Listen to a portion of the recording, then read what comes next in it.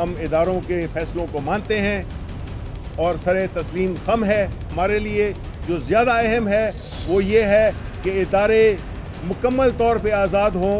हमें इस बात पे फ़ख्र है कि हमने जो वादा किया था कौम के साथ कि हमारे दौर में इदारे आज़ाद होंगे, कोई प्रेशर नहीं डाला जाएगा किसी चीज़ से भी को मुतासर करने के लिए।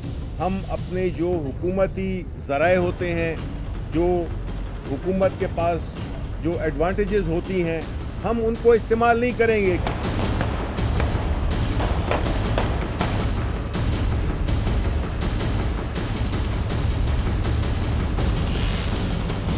इसकी जो कॉन्स्पिरेसी जिसने की थी, जिसमें इमरान खान सबसे आगे थे, उनके खिलाफ फैसला आना चाहिए, उनके खिलाफ क्रिमिनल प्रोसीडिंग्स होनी चाहिए। क्योंकि जब तक ये नहीं सामने आएगा कि हुआ क्या था और किसने बैठ के कॉन्स्पिरेसी की थी, कौन कौन लोग इन्वॉल्व थे, तो मेरा ख्याल है उस वक्त तक इंसाफ के तकाजे पूरे नहीं होंगे। और हम चाहते हैं कि इंसाफ के तकाजे पूरे हों, कुल सबूत देंगे जब क्रिमिनल प्रोसीडिंग्स होंगी इमरान खान के खिलाफ। अभी हम सबूत हाथ में ले रहा तो नहीं, पहला सबूत तो इलेक्शन कमीशन को हमने दे दिया और इलेक्शन कमीशन ने वो सबूत मान लिया। अस्सलाम वालेकुम। बड़ी बात के साथ मैं हूं आदिल शाहजेब। कौमी असम्बली के हल्का 75 सियालकोट में मुबैना धांधली के इल्जामात पर इलेक्शन कमीशन का एक बड़ा फैसला नाज़रीन सामने आ चुका है, जिसके तहत नून लीग का मुतालबा कबूल करते हुए इलेक्शन कमीशन ने 20 पोलिंग स्टेशन की बजाय पूरे डस्का के हल्के में दोबारा इंतखाबात करवाने का हुक्म जो है वो दे दिया है। लेकिन अहम बात यह है कि यह फैसला पंजाब हुकूमत के खिलाफ तकरीबन एक खुली चार्जशीट के तौर पर सामने आ चुका है और ये नून लीग के मौक़िफ़ की जीत है, क्योंकि मुख्तसर फैसले में चीफ इलेक्शन कमीशन ने वाज़े किया है कि 19 फरवरी को होने वाले जो ज़िमनी इंतखाबात थे उसमें लड़ाई झगड़ा हुआ, फायरिंग के वाक़यात करके वोटर्स को डराया धमकाया गया, जिससे खौफ व हिरास फैला और माहौल ख़राब हुआ। वोटर को हक़ राय दही के इस्तेमाल के लिए आज़ादाना और साजगार माहौल भी फराहम नहीं किया गया, जिसकी वजह से साफ़ और शफाफ मुनसिफाना इंतखाबात जो हैं वो नहीं हो सके।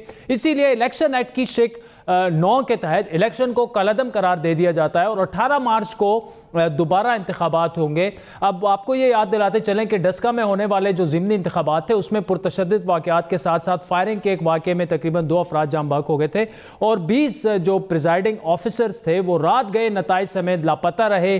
फॉग और धुंध की खबरें आईं, जिसके बाद इलेक्शन कमीशन ने पंजाब की जो इंतज़ामिया है उसके रवैये के बारे में बाकायदा एक प्रेस रिलीज जारी की और रिटर्निंग अफसरान की जानिब से भी बयान दिया गया कि इलेक्शन कमीशन का जो स्टाफ गायब रहा उनके नताइज में रद्द बदल की गई। आज इलेक्शन कमीशन ने इस मामले पर भी एक्शन लिया और आईजी पंजाब और चीफ सेक्रेटरी को ज़ाती हैसियत में 4 मार्च को तलब भी कर लिया है, जबकि कमिश्नर गुजरावाला डिवीज़न और आरपीओ गुजरावाला रेंज को तब्दील करने के अहकामात भी दिए।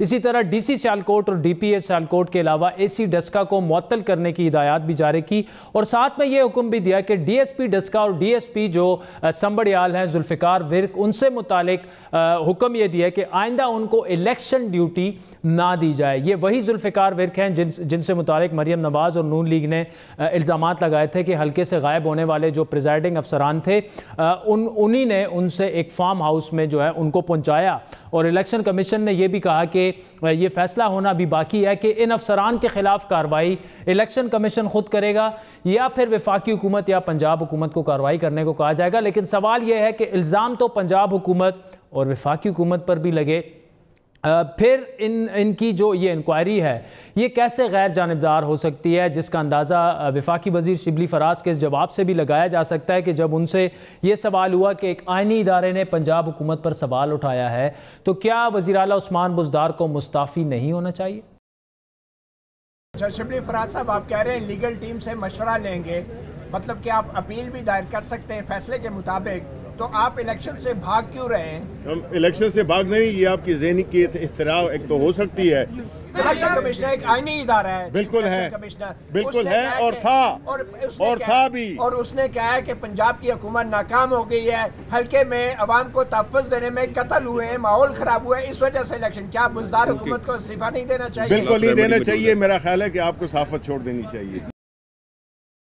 सवाल यह भी उठ रहा है नाज़रीन के एक जानिब तहरीक इंसाफ दावा कर रही है कि इलेक्शन कमीशन का फैसला साबित करता है कि उनके दौर में इदारे आज़ाद हो गए हैं, लेकिन दूसरी जानिब यही इदारे ये जो फैसले कर रहे हैं उनको मानने से भी इनकार किया जा रहा है। ऐसा ही सवाल नून लीग से भी बनता है कि क्या इस फैसले के बाद अपोजिशन को इलेक्शन कमीशन की जो गैर जानिबदारी है, खुद मुख्तारी है, उस पर यकीन आ चुका है? क्या नून लीग अब वो शवाहिद सामने लाएगी जिनका दावा मरियम नवाज कर रही थी, जिनमें इमरान खान को बराह रास्त डस्का में धांधली का जिम्मेदार करार दिया गया, या फिर आज का फैसला नून लीग को मनोअन कबूल है? रहनुमा नून लीग मियां जावेद लतीफ़ साहब हमारे साथ होंगे, जिनसे पंजाब में जो सेनेट इंतखाबात हैं उसमें हैरान कुन नताइज सामने आए हैं। तमाम सेनेटर्स की बात ये हो रही है कि जनाब वो बिला मुकाबला मुंतखब हो गए। और यहाँ पर एक सवाल नाज़रीन ये भी बनता है कि कैसे जो हमारी सियासी जमातें हैं, जब उनके पर्सनल इंटरेस्ट की बात आती है, आपस की बात आती है, तो वो फिर इकट्ठे भी हो जाते हैं। और स्पीकर पंजाब असम्बली परवेज़ इलाही जो है वो नून लीग से भी रब्ता करते हैं, पीपल्स पार्टी से भी रब्ते करते हैं, और जो अपोजिशन है वो परवेज़ इलाही के दरमियान जो है इस तरह कहा जा रहा है कि डील भी हो चुकी है और बिला मुकाबला अपने सेनेटर्स इलेक्ट करवा लेते हैं। लेकिन जो कौमी मामलात होते हैं उस पर तहरीके इंसाफ नून लीग को गालियाँ निकाल रही होती है, नून लीग इनको निकाल रही होती है, पीपल्स पार्टी दोनों को या पीटीआई को निकाल रही होती है। तो उस पर तफसीली गुफ्तगू करेंगे। सेनेट इंतखाबात पर भी, आज के मामलात पर भी नून लीग के सीनियर रहनुमा मियां जावेद लतीफ़ साहब हमें ज्वाइन करेंगे, जबकि सीनियर साफ़ी और डॉन के रेजिडेंट एडिटर इस्लामाबाद फ़ाद हुसैन भी हमारे साथ मौजूद होंगे। मियां साहब, thank you so much for joining us. Election commission का तो फैसला आ गया है और उससे रिफ्लेक्ट हो रहा है कि इलेक्शन कमीशन ने कितनी गैर जानिबदारी से उस इलेक्शन का इनेकाद करवाने की कोशिश की। फिर जो लेटर्स लिखे गए, बड़ा उन्होंने एक चार्जशीट थी पंजाब हुकूमत के ख़िलाफ़, अब फैसला भी आ गया है। अब आप क्या समझते हैं कि इंतखाबात में मुदाखलत के रस्ते बंद हो चुके हैं, इलेक्शन कमीशन बिल्कुल खुद मुख्तार हो चुका है? शुक्रिया आदिल। बात सीधी सी है कि अदारों पर लोगों का एतमाद उठ रहा था। ये एक अच्छा कदम है चीफ इलेक्शन कमीशन का, जो उन्होंने अपने इख्तियारात को इस्तेमाल किया। अब आ जाएं कि हमेशा ये कहा जाता था कि इलेक्शन कमीशन इंडिपेंडेंट है या नहीं, या दीगर अदारों में बाइख्तियार होना चाहिए अदारों को। अदारों के पास बहुत से इख्तियारात होते हैं भी, मगर उसका इस्तेमाल आज चीफ इलेक्शन कमीशन ने अपने इख्तियारात का इस्तेमाल किया।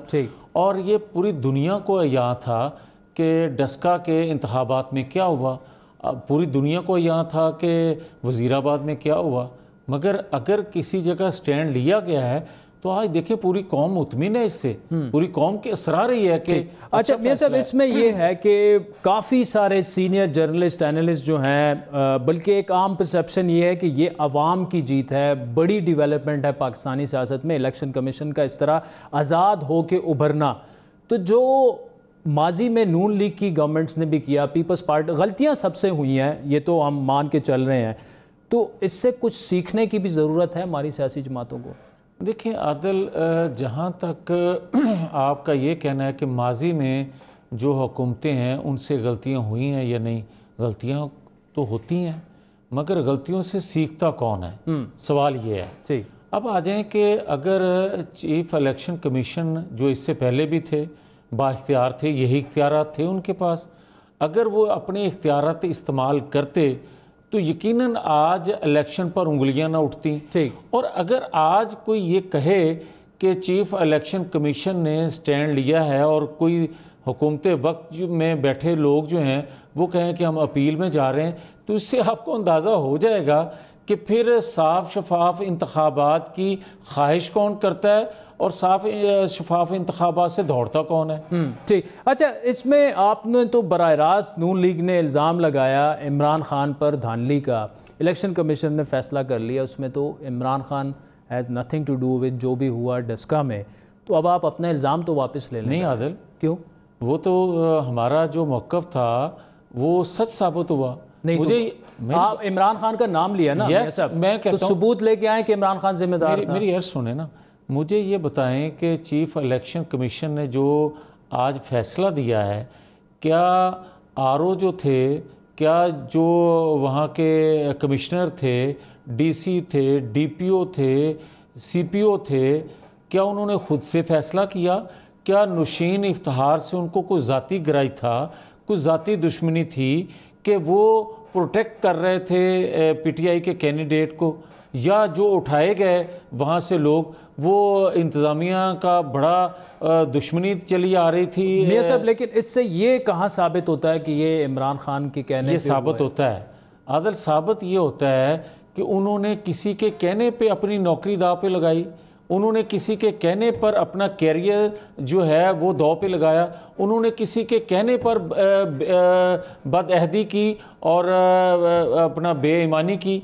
ये जो फिर सारी तो चीज़ें मियां साहब आपको ये करना चाहिए था कि आप इस फैसले को एक्सेप्ट ना करते और ये कहते कि इमरान खान जिम्मेदार और दोबारा से इंक्वायरी कराई जाए, देखें और सबूत भी देते आप। देखें, जो जमहूरी होता है ना दौर, या जमहूरियत, इसी चीज़ का नाम है कि लोग इंतकाम लेते हैं, एहतसाब करते हैं, मुकाबला करते हैं, इंतकाम लेते हैं वोट के ज़रिए। ठीक, लोगों ने 19 को अपना एक रोल अदा किया, और मैं समझता हूँ ये नवाज शरीफ की जीत है कि जो हम पिछले 6 साल से कह रहे थे कि वोट को इज़्ज़त दो, ना सिर्फ लोगों ने अपने वोट का हक इस्तेमाल किया बल्कि अपने वोट का तहफ़्फ़ुज़ भी किया।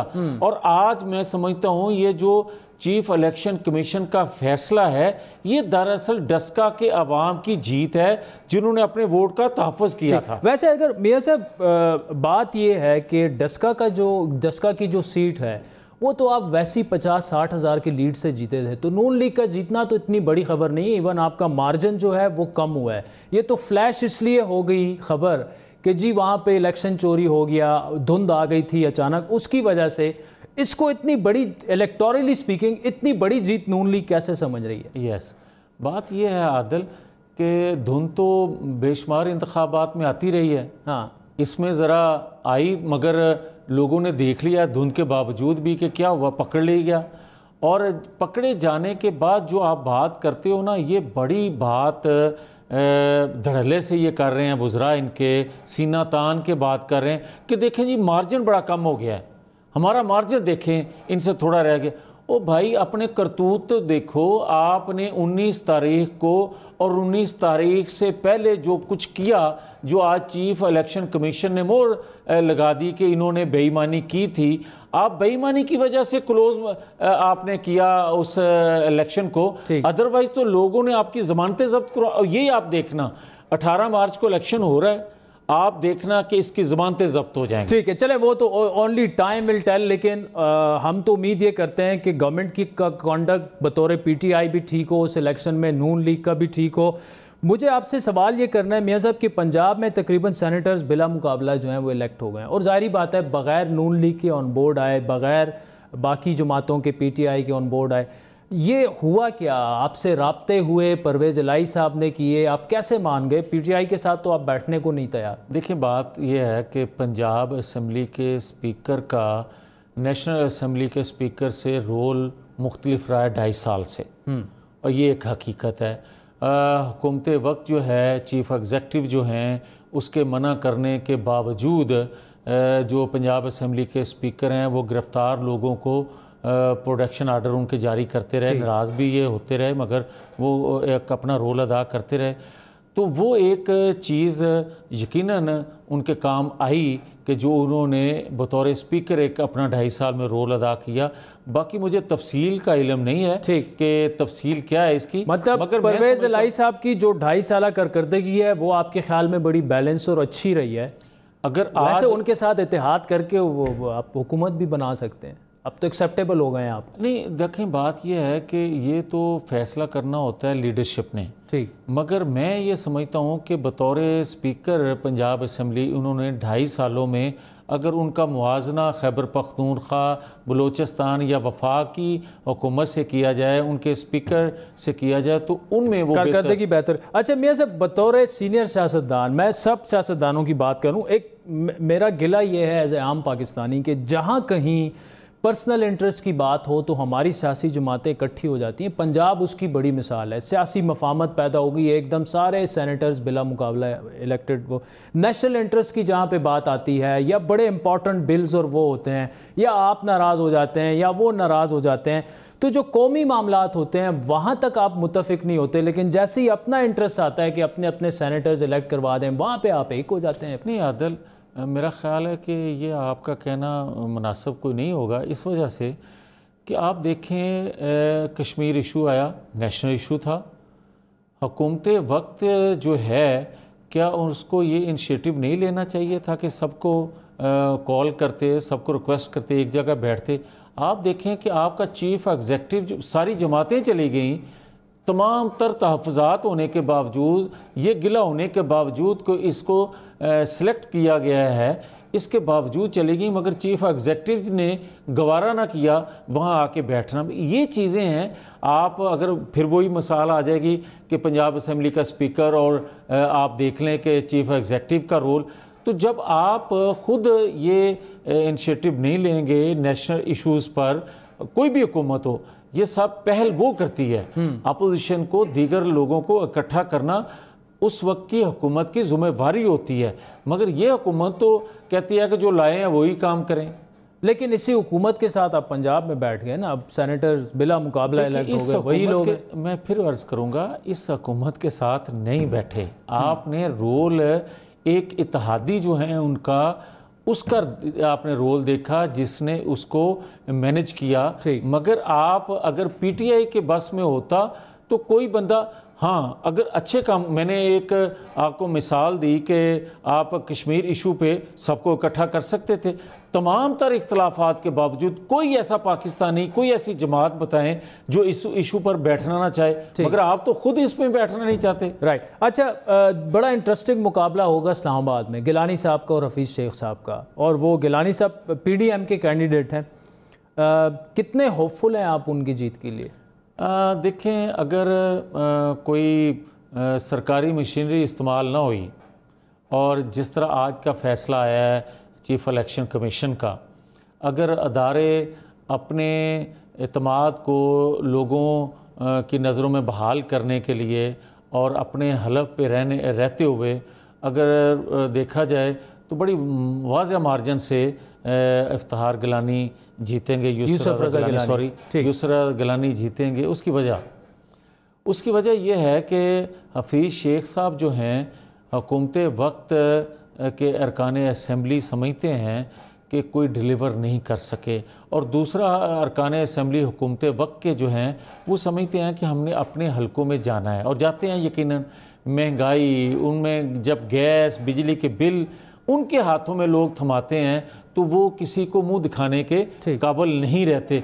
सो मैं ये समझता हूँ कि जब वो हलकों की आवाज़ सुनते हैं तो उनको यूसुफ रज़ा गिलानी नज़र आएंगे, और अगर कोई सरकारी मशीनरी का इस्तेमाल हो गया तो फिर वो मजबूर हो। लेकिन आप दावा ये कर रहे हैं कि यूसुफ रज़ा गिलानी बड़े मार्जिन से जीत जाएंगे। मियां जावेद लतीफ़ साहब, thank you so much for joining us. Senate इंतखाबात में क्या हो रहा है? सीनियर सहाफ़ी और तजियाकार डॉन के बड़े मारूफ कॉलमिस्ट हैं फ़ाद हुसैन साहब हमारे साथ मौजूद हैं। फ़ाद साहब, पहले तो thank you so much for joining अस। आज जो इलेक्शन कमीशन का फैसला आया, इसको कैसे देख रहे हैं? क्योंकि अगर हमारी सियासी तारीख उठा के देखी जाए तो अक्सर यही कहा गया कि इलेक्शन कमीशन जो है वो हुकूमत वक्त के अंडर होता है और फैसले भी उसी तरह करवाए जाते हैं, प्रेशर्स मुख्तलिफ होते हैं। लेकिन आज बिल्कुल एक ऐसा फैसला आया जो एक्सपेक्टेड तो भी कम था, लेकिन इलेक्शन कमीशन ने जो उस पर स्टैंड लिया, तो क्या ये सियासी तौर पर और बाकी ऑपरेशनल भी मामलात में चीज़ें चेंज हो रही हैं? कैसे इसका तजिया करेंगे आप? शुक्रिया आदिल। देखिए, आज मैंने इसी हवाले से अपने कॉलम में ये लिखा था कि आज जो चीफ इलेक्शन कमिश्नर साहब हैं उनके पास एक तारीखी मौका है। या तो वो बल्ला घुमाएंगे और बॉल जो है वो निक होकर और कीपर के पास चली जाएगी, या वो कनेक्ट हो जाएगी और वो स्टेडियम से बाहर जाएगी। तो लगता यह है कि वो बॉल कनेक्ट हो गई है और ये उन्होंने छक्का मारा है, बल्कि इसको शायद आपको अट्ठा भी कह दें तो वो भी गलत ना हो, क्योंकि जिस तरीके से आपने आदिल बिल्कुल दुरुस्त कहा कि ये कोई एक्सपेक्ट नहीं कर रहा था। हमारे यहाँ इलेक्शन कमीशन इस तरह के फैसले नहीं देते। जो सेफ अजम्पशन थी वो ये थी कि मैक्सिमम ये होगा कि वो जो 20 पोलिंग स्टेशन हैं जहां पे गड़बड़ हुई है वहां पे रीपोलिंग हो जाएगी, या उससे भी ज्यादा अगर इंतहा तक गए तो जो शहर में कुछ हल्के हैं जिसका पीएमएलएन ने पहले से जिक्र किया था वो मजीद ऐड हो जाएंगे। लेकिन ये कहना कि पूरे के पूरे हल्के में री इलेक्शन हो, मेरा ख्याल है ये कोई पीएमएलएन शमूल पीएमएलएन कोई ये सोच नहीं रहा था। ऊपर से लोगों के खिलाफ कार्रवाई, यानी कि ये तो बिल्कुल एक ऐसी चीज है जो कोई किसी के वहमो गुमान में भी नहीं था कि हमारा इलेक्शन कमीशन इतनी सख्त पोजीशन लेगा और इतना फ्रंट फुट पे आके खेलेगा। तो उस हवाले से मेरा ख्याल है पाकिस्तानी सियासत में ये एक बहुत बड़ी डेवलपमेंट हुई है और इसके बड़े दूर अंदेश जो है वो नताइज हो गए। ठीक, अच्छा फाज साहब, ये तो आपने बड़े मानी खेज अंदाज में अपने जवाब को आखिर में समअप किया कि बहुत बड़ी डेवलपमेंट आज इसे आप करार दे रहे हैं। और मेरे ख्याल में अगर जमहूरियत की बात की जाए तो बिल्कुल अवाम की और जमहूरियत की भी, क्योंकि अब वोट जो है वो तो हक होता है अवाम का, उस पर डाका किसी सूरत भी अगर डाला जाए तो डेफिनेटली वो मुल्क के लिए भी बेहतर नहीं होता, अवाम के लिए भी बेहतर नहीं होता। लेकिन ये जिस तरह हुआ जैसे हुआ तो जाहिर बात है वहाँ मकामी SHOs ने तो आपस में मिल के ये नहीं किया होगा, कुछ ना कुछ हुआ होगा, कहाँ से पता नहीं पैगाम आया होगा जो खुलकर शायद वो चीज़ें कभी सामने नहीं आए। लेकिन ये क्या इसको आप बतौर एक एम्बेरसमेंट भी इस फैसले को दे सकते हैं, जिस तरह से पाकिस्तान तहरीक इंसाफ की गवर्नमेंट ने सारे मामले को डिफेंड किया, कुछ नहीं हुआ, धुंध हो गई थी, ये हो गया वो हो गया। कितनी डैमेजिंग है आज का ये जजमेंट जो है, कितनी डैमेजिंग है मौजूदा हुकूमत के लिए? देखिए, इसके 2-3 लेवल्स हैं। पहला लेवल तो ये है कि इलेक्शन कमिश्नर ने पूरे के पूरे हलके में, चीफ इलेक्शन कमिश्नर ने पूरे के पूरे हलके में एक इंतखाबात को फिर से उसका अमल जो है वो कराने के लिए जो हुक्म दिया है, इससे ये बात तो साबित हो गई कि चीफ इलेक्शन कमिश्नर जो है वो कन्विंस्ड हैं कि वहां पे धांधली हुई है और गड़बड़ हुई। तो यानी ये तो कंफर्म हो गया। अब जब ये कंफर्म हुआ है तो जाहिर बात है तमाम तर जो इसका मुद्दा है वो गिरता है उन लोगों पे जिन्होंने इन मामलात को का ख्याल रखना था, जो कि इंतजामिया है, जिनको अब नोटिस दिया गया है, जिनके खिलाफ अब इलेक्शन कमीशन ने कार्रवाई की है। वो इंतजामिया किसका हिस्सा थी? वो थी हुकूमत पंजाब का। हुकूमत पंजाब जो है वो किसकी है? वो है पाकिस्तान तहरीक इंसाफ की। तो यानी कि उस हवाले से जो हुक्मरान जमात है उस पर डायरेक्टली, यानी अब तो इनडायरेक्ट भी नहीं है, अब तो डायरेक्टली उसके ऊपर ये जिम्मेदारी आ गई है कि एक तरीके से दे आर रिस्पॉन्सिबल जिस तरीके से काम हुआ। पहली बात। दूसरा, देखिए आदिल, उससे जो बड़ी खौफनाक बात है वो ये है कि एक ऐसी जमात जिसकी सियासत का महवर ये हो कि साफ और शफाफ इलेक्शन होने चाहिए, उसके ऊपर जब धांधली के हवाले से इस तरह की चीजें आएंगी तो उसका जो पूरा जो साल का जो सियासी बयानिया है वो चैलेंज हो जाता है। और असल अगर प्रॉब्लम है तो वो ये। ठीक, अच्छा, इसमें फासब पंजाब में आज ऐलान हो गया है, तकरीबन सारे सेनेटर बिला मुकाबला मुंतखब हो गए और कहा जा रहा है कि परवेज़ इलाही साहब ने बड़ा उसमें कलीदी किरदार अदा किया। नून लीग से भी राब्ते हुए, जरदारी साहब से भी हुए, PTI से भी उनके राब्ते हुए। तो जहाँ पर ये सियासी जमातें अपने लिए मुफाहमत चाहती हैं वहाँ पे तो हो जाती हैं, लेकिन जो कौमी जो सलामती के इश्यूज़ हैं या कौमी जो इंटरेस्ट है, नेशनल इंटरेस्ट है, उसके इश्यूज़ हैं, उनसे लेकर जो अहम सियासी मामलात हैं, पार्लियामेंट को चलाना हो गया, वहाँ पे इकट्ठे नहीं हो पा रहे। तो ये कैसा उससे, मतलब मुझे तो ये रिफ्लेक्ट हो रहा है कि जहाँ पे आप सब लोगों को इत्तेफाक राय करना होता है, अपने अपने इंटरेस्ट होते हैं, वहाँ पे हो जाता है, अदरवाइज नहीं होता।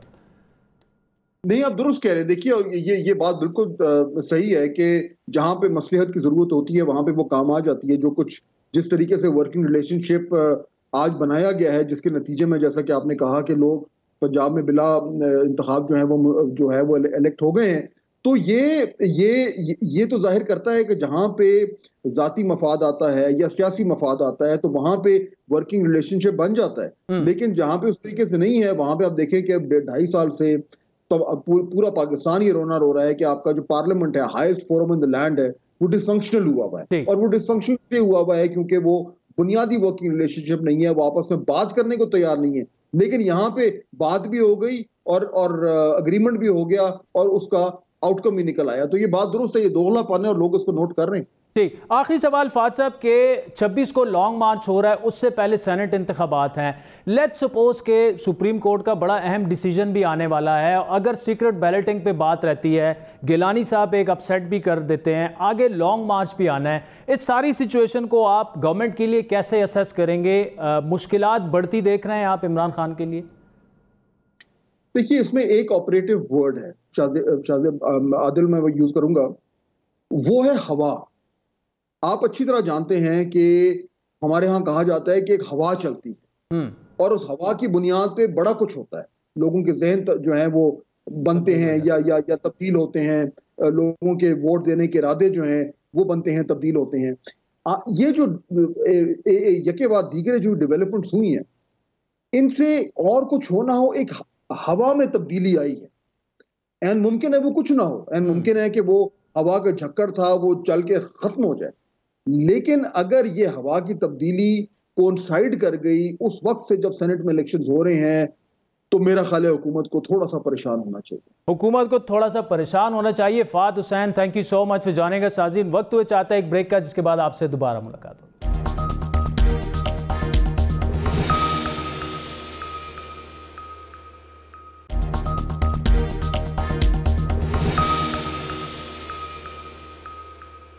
वेलकम बैक नाज़रीन। सिर्फ 5 दिन बाद सेनेट के इंतखाबात ओपन बैलेट से होंगे, जो कि हुकूमत की ख्वाहिश है, या खुफिया रायशुमारी से, जो कि अपोजिशन चाहती है। इस अहम सवाल का जवाब अब आने वाला है, क्योंकि सुप्रीम कोर्ट ऑफ पाकिस्तान ने सदारती रेफरेंस पर समाअत मुकम्मल कर ली है और अपनी राय महफूज कर ली है। लेकिन इससे पहले ही पंजाब में हैरान कुन तौर पर सेनेट की तमाम 11 नशिस्तों पर बिला मुकाबला तमाम जमातों के उम्मीदवार मुंतखब हो चुके हैं, जिसके बाद कम अज़ कम पंजाब की हद तक सेनेट के इंतखाबात जो हैं वो इस केस की अहमियत को थोड़ा सा डाउन प्ले कर देते हैं। आज इस अहम केस की आखिरी समाअत के मौके पर पाकिस्तान बार काउंसिल की जानिब से दलाइल पेश किए गए कि दर हकीकत इलेक्शन का मतलब ही सीक्रेट बैलेट है। अगर सेनेट इंतखाबात ओपन बैलेट से हों तो उसका असर जो है वो इन तमाम इंतखाबात पर होंगे। 5 रुकनी बेंच में शामिल मिस्टर जस्टिस उमर अता बंदियाल ने रिमार्क्स दिए कि असल मकसद तो करप्ट प्रैक्टिस को ख़त्म करना है। बैलेट पेपर बजाते खुद एक बड़ा सबूत है। अगर रकम और बैलेट पेपर का ताल्लुक सामने आए तो इलेक्शन कमीशन को चेक रखना चाहिए। मिस्टर जस्टिस एजाजुल हसन ने यहाँ पर रिमार्क्स दिए कि आर्टिकल 51 के तहत मखसूस नशिस्तों के इंतखाबात खुफिया कैसे हो सकते हैं। चीफ जस्टिस मिस्टर जस्टिस गुलजार अहमद ने यहाँ पर रिमार्क्स दिए कि अदालत के सामने सवाल सिर्फ आर्टिकल 226 के निफाज का है। उन्होंने सवाल उठाया कि क्या वजह है कि इंतखाबी अमल से करप्शन के खात्मे के लिए तरमीम नहीं की जा रही। इंतखाबी अमल शफाफ बनाने के लिए पार्लियामेंट में करारदादें मंजूर होती हैं, सब करप्ट प्रैक्टिस को तस्लीम भी कर रहे हैं, लेकिन खात्मे के इकदाम कोई नहीं कर रहा। हर जमात शफाफ इलेक्शन चाहती तो है, लेकिन बिस्मिल्लाह कोई नहीं करता। तहरीक इंसाफ की हुकूमत ने अब इस मामले को उठाया है। गलती को रोकने के लिए मौजूदा हुकूमत इकदाम कर रही है। चीफ जस्टिस ने मजीद रिमार्क्स दिए कि इलेक्शन कमीशन बदउनवानी के खिलाफ मुहाफिज है। वोटर एक कमरे में बैठकर किसी के साथ खुफिया मुआहदा करे तो इलेक्शन कमीशन क्या कर सकता है। बदउनवानी तो हो गई, लेकिन इलेक्शन कमीशन लाइल्म रहा।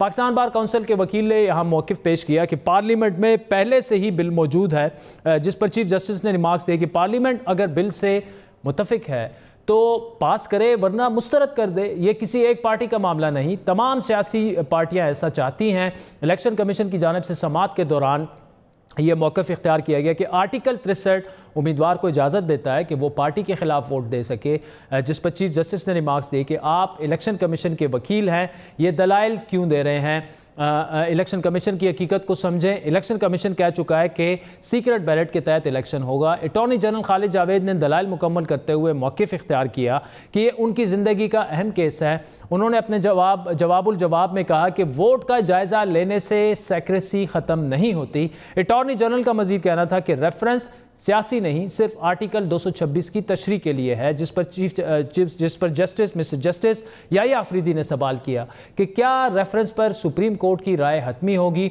अटॉर्नी जनरल ने जवाब दिया कि हुकूमत अदालत की राय की पाबंद होगी। तो मिस्टर जस्टिस याह्या ने सवाल उठाया कि अदालती राय पर नज़रसानी की दरख्वास्त आ सकती है, जिस पर अटॉर्नी जनरल ने कहा कि रेफरेंस पर नज़रसानी की दरख्वास्तें नहीं आ सकती। मिस्टर जस्टिस याह्या अफरीदी ने नुक्ता उठाया कि क्या ऐसा फैसला दुरुस्त होगा जिसके असरात सियासी हों और नज़रसानी भी ना हो सके। चीफ जस्टिस ने यहाँ पर रिमार्क्स दिए कि अदालत का सियासत से ताल्लुक़ नहीं, सिर्फ आइन की तशरीह करेंगे। जबकि मिस्टर जस्टिस एजाजुल हसन ने रिमार्क्स दिए कि रेफरेंस पर जवाब दें या ना दें, असरात सियासी ही होंगे। अटॉर्नी जनरल ने दलाइल के आखिर में कहा कि यहाँ पर कहा गया कि सियासी मामला है, हुकूमत ने अपना बोझ अदालत पर डाल दिया है, लेकिन यह सियासी मामला नहीं। सदर ने आइनी सवालात पूछे हैं, लेकिन उसके सियासी नताइज ज़रूर होंगे। अदालत ने अटॉर्नी जनरल के जो दलाइल थे वो मुकम्मल होने के बाद अपनी राय महफूज की, जिस पर इलेक्शन कमीशन ने दरख्वास्त की कि अदालत अपनी राय 28 फरवरी तक दे दे।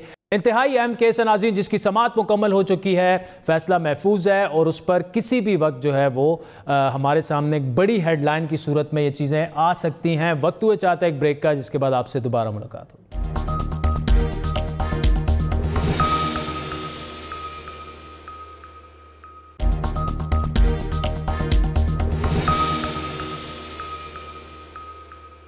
वेलकम बैक नाज़रीन। पाकिस्तान और इंडिया के दरमियान अहम पेशरफ्त हुई है। दोनों ममालिक की अफवाज के डायरेक्टर जनरल मिलिट्री ऑपरेशन के दरमियान बड़े अहम राब्ते हुए और मुश्तरका तौर पर तय किया गया कि लाइन ऑफ कंट्रोल पर 2003 के जो मुआहदा था उसके तहत जंगबंदी पर सख्ती से अमल किया जाएगा। इस बात पर भी जोर दिया गया कि किसी भी तरह की गैर मुतवक्के सूरत हाल और गलतफहमी को दूर करने के लिए मौजूदा हॉटलाइन राब्ते के तरीक़ाकार और बॉर्डर फ्लैग मीटिंग्स का इस्तेमाल किया जाएगा। अहम मामला है जिस पर अफवाज पाकिस्तान के तर्जुमान DGISPR major general Babar Iftikhar ने वाज़े कर दिया है कि 1987 से दोनों अतराफ के दरमियान हॉटलाइन की सतह पर रब्ता रहता है और इसी तरीक़ेकार के तहत 2003 में तय पाने वाली जो जंगबंदी थी उसमें काफ़ी हद तक वो मुअस्सर रही। लेकिन 2014 के बाद खिलाफ वर्जियों में तेज़ी आई और अब इस बात पर इत्तेफाक किया गया है कि इसी मुआहदे पर दोबारा अमल किया जाएगा। सवाल ये उठ रहा है कि पाकिस्तान और इंडिया के दरमियान जो कशीदगी है उसकी लहर के दरमियान लाइन ऑफ कंट्रोल पर जंगबंदी का मुआहदा दोनों ममालिक के दरमियान क्या किसी बड़े ब्रेक थ्रू का पेशखेमा है और एक गैर मामूली पेशरफ्त है या मामूल की बात है। DGISPR major general Babar Iftikhar के मुताबिक इस मुआहदे को गैर मामूली ना समझा जाए और ना ही इसके पीछे किसी किस्म का कोई दबाव है। There is nothing special about कि जो हॉटलाइन राब्ता हुआ है ये कोई ख़ास किसी मौके के लिए किया गया कुछ, ये एक फ्रीक्वेंट ये राब्ता जारी रहता है और इसी मद में ये इसके ऊपर जो डिस्कशन हुई जो जिस तरह आपने भी प्रेस रिलीज के बारे में भी डिटेल्स बताई, ये एक म्यूचुअली एग्रीड एक इनका ये मुआहदा है जो ऑलरेडी एग्जिस्ट करता है उसी के ऊपर अमल करने के बारे में म्यूचुअल एग्रीमेंट हुआ है दोनों डी। ये एक बड़ा टैक्टिकल किस्म की टैक्टिकल लेवल की एक ये अंडरस्टैंडिंग है और very strictly between the two armies, military to military एक जो हमारा एक मैकेनिज्म है ये उसी के तहत ये हुआ है और इसके अंदर कोई नई चीज या कोई नई शिक शामिल नहीं है। ये मुआहदा 2003 में जब इसकी अंडरस्टैंडिंग हुई थी, एक अंडरस्टैंडिंग हुई थी कि सीज फायर को LOC पे सीज फायर किया जाए, तो इसको फिर सस्टेन किया इस चीज ने और अभी फिर दोबारा जब 2014 तक तो 2013 तक तो ये बहुत अच्छे तरीके से सस्टेन हुआ। जो हमारी फिगर्स हैं सीज फायर वायलेशंस के और नंबर ऑफ कैजुअल्टीज वो 2003 से 13 तक बहुत कम है और जब 2014 से लेके 21 तक आप उन कैजुअल्टी फिगर्स को देखते हैं तो वो बहुत ज़्यादा है। सो इस कॉन्टेक्स्ट में ये मुआहदा जो एक अंडरस्टैंडिंग थी उसी अंडरस्टैंडिंग को दोबारा से लेटर एंड स्पिरिट में इम्प्लीमेंट करने की ये अंडरस्टैंडिंग हुई है। सो मैं नहीं समझता कि ये कोई एक्सटर्नल दबाव या कोई इस तरह की चीज़ है। This is a very very tactical issue and localised line of control और साथ जो वर्किंग बाउंड्री है या लाइन ऑफ एक्चुअल कांटेक्ट है उसके जुमरे में ये हुआ है।